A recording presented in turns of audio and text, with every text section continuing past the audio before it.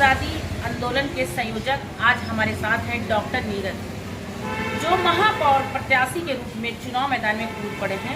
अब आगे ये क्या समस्याओं को लेकर चुनाव लड़ रहे हैं और क्या समस्या है प्रयागराज की धरती पर, किस तरह का ये चुनाव लड़ेंगे, मुद्दा क्या होगा इनका।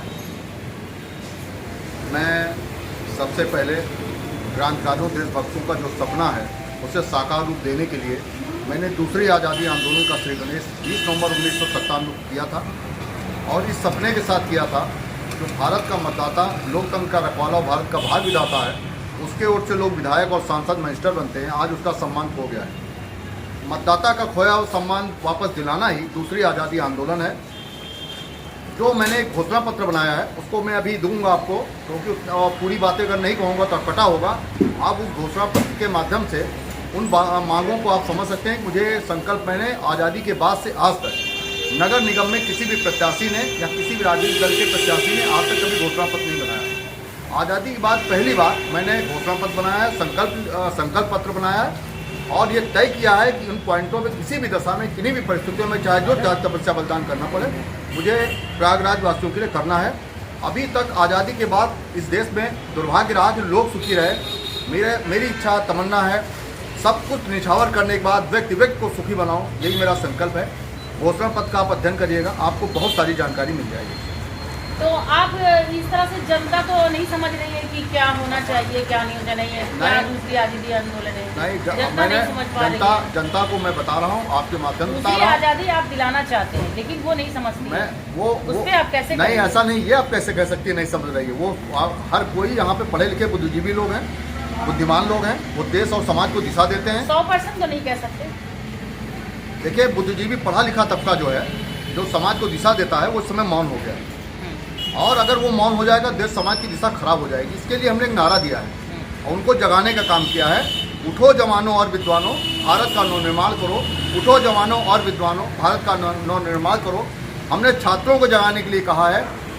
जैसे आज जात धर्म दल के आधार पर या तमाम तरह की समस्याओं को लेकर के लोग आपस में तू मैं करते हैं, आपस में झगड़ा फसाद करते हैं। इसलिए हमने कहा नौजवानों को जगाने के लिए हमने कहा है, मेरे प्रिय भाई बहनों, छात्र छात्राओं, लड़ो, पढ़ो पढ़ाई करने को,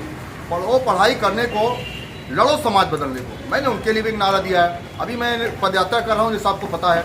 मैं डेली नियम से सुबह 6:30 बजे से निकल करके रात 10 बजे तक अपनी निरंतर पदयात्रा जारी रखता हूँ। पदयात्रा के पीछे मुख्य कारण है कि मैं सीधे लोगों से मिलूं, व्यक्तिगत रूप से मिलूं। मैं कोई भीड़ भाड़ लेके भी नहीं चल रहा हूं, जिससे लोग हमसे बात कर सकें। जब बात कर पाएंगे तो जो इनके मन के भ्रम है, जो देश और समाज की त्याग तपस्या बलिदान के आधार पर क्रांतिकारियों देशभक्तों ने जो भारतवर्ष को दिया है, जो उनके प्राण की बाजी लगाई है, उनको मैं बता सकूँ, समझा सकूँ। अभी आपने पता नहीं देखा कि नहीं देखा, मैंने इस देश के मतदाताओं को लोकतंत्र का रखवाला भारत का भाग्य विधाता कहा। उसके बाद फिर मैंने कहा मतदाता मेरा भगवान है। मैंने उनको कहा कि नेता को गाली देने से कुछ नहीं होगा, आप अपनी ताकत को पहचानो, जानो। तो मैंने एक माला पहना करके मैंने बताया कि आप भारत के भाग्य विधाता हो। जिस दिन आप अपनी ताकत को जान जाओगे, देश का नवनिर्माण 10 मिनट में हो जाएगा। आप जो है हर घर के हर हाथ को जितनी बड़ी ताकत क्रांतिकारियों भक्तों ने दी, आज तक कभी किसी ने नहीं दी और न दे पाएगा।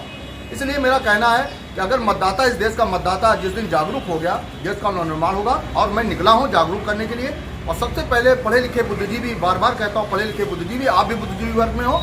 सबकी नैतिक जिम्मेदारी है कि हम लोग मौन ना रहें। जो देश के लिए सच्ची भावनाएं हैं, सच्ची बातें हैं, उनको सबको बताएं, वहाँ तक पहुँचाएं। ये हम लोगों की नैतिक धर्म है। देखिए, मैंने एक घोषणा पत्र बनाया है। इस घोषणा पत्र पे आपको देखिए, यहाँ पे 11 पॉइंट हैं।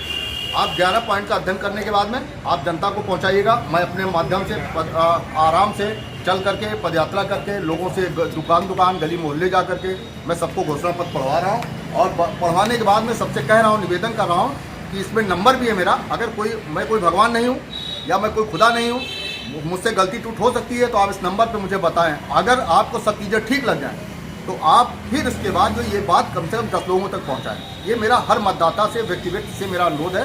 और हम चाहते हैं ये घोषणा पत्र उत्तर प्रदेश लेवल पे है या आपके सिर्फ नहीं? अभी देखिए, अभी प्रयागराज का चुनाव है, प्रयागराज के उस पे है, महापौर तक प्रयागराज के लिए है ये। और मैंने पहली बार यहाँ के लिए बनाया है। इसके बाद फिर देश लेवल पे जब कभी कोई बात चलेगी तो देश क्योंकि लेवल आपकी पे पार्टी है आजादी, दूसरी आजादी आंदोलन राष्ट्र संगठन है। हाँ क्या जी। और भी आप चुनाव लड़ाना चाहेंगे अपने उत्तर प्रदेश में? देखिए महापौर नहीं, पहले देखिए आज़ादी की लड़ाई का केंद्र बिंदु है। अगर इलाहाबाद से आज़ादी की लड़ाई लड़ी गई थी और इस देश को, पूरे देश को आज़ादी मिली थी, हमारी इच्छा है कि पहले प्रयागराज से एक काम ये हो जाता तो मैं उस एक उदाहरण पेश कर सकता और बता पाता लोगों को कि देखिए इस तरह मैं देश को खड़ा करना चाहता हूँ, इस तरह देश को ले जाना चाहता हूँ। इसलिए मेरा पूरी योजना है, बड़े अच्छे ढंग से मैंने योजनाएं बनाई हैं। 25 साल से कंटिन्यू लगा हूँ। कोई गली मोहल्ला, कोई सड़क नहीं बची है जहाँ पे मैं नहीं जाता था, नहीं पहुँचा हूँ। पहुँचता रहता हूँ, लोगों से मिलता रहता हूँ। मुझे उम्मीद है इस बार ऐतिहासिक निर्णय होने जा रहा है। अगर ऐसा हुआ तो क्रांतिकारियों, देशभक्तों का जो सपना उसका साकार रूप देने के लिए मैं तन मन धन से समर्पित रहूँगा। आप जैसा जानते हैं, आप लोग पहचानते हैं, आप कंटिन्यू हमारे साथ 20-25 साल से लगे भी हुए हैं। आपका भी हम चैनल का सम्मान करते हैं और आपने मेरे संघर्षों में साथ दिया है। हमारे यहाँ पे कई भाइयों ने संघर्षों में साथ दिया है, तो इसलिए मैं आपको भी धन्यवाद करता हूँ। और 25 साल से आप मुझे देख रहे हो। मैंने अपने जीवन में अगर मुझे कुछ करना होता मैं किसी राजनीतिक दल में चला जाता, राजनीतिक दल में जाकर के जात धर्म के आधार पे कई सिस्टम करके विधायक सांसद बन गया होता।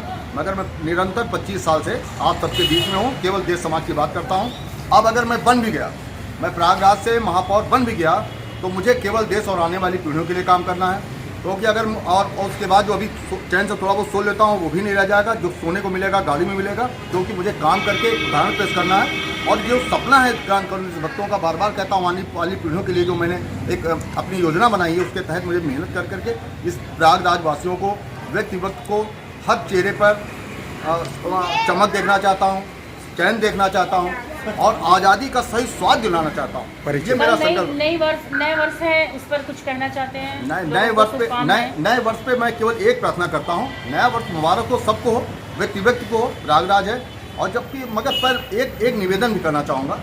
नव वर्ष पे जो पढ़े लिखे बुद्धिजीवी हैं, बड़े पद पे आसीन हैं, सम्मानित लोग आसीन हैं, सम्मानित पदों पे आसीन हैं, उस सबसे मेरा निवेदन है कि अपने नाम सम्मान की चिंता को छोड़ करके जो मानवता खिलता है वही उससे न होने दें। और सब लोग जो है नाम सम्मान की अगर चिंता करेंगे तो देश और आने वाली पीढ़ियों का क्या होगा। समाज में अगर कोई कुरीति फैल जाती है तो उसका शिकार सबको होना पड़ता है। आप सक्षम हैं, आपका नंबर बाद में आएगा मगर आएगा जरूर। इसलिए हमारा कहना है कि आप जो है अपने नाम सम्मान के लिए देश और समाज को वो खराब न करें, मानवता की हत्या न होने पाए। हम सब लोगों को मिल करके देश के लिए निकलना है, यही मेरा निवेदन है। और मैं परिचय क्या, मैं डॉक्टर नीरज हूँ, राष्ट्रीय संयोजक हूँ दूसरी आज़ादी आंदोलन का। और 20 नवंबर 1997 से निरंतर देश और आने वाली पीढ़ियों के लिए काम कर रहा हूँ और सांस चलने तक करता रहूँ।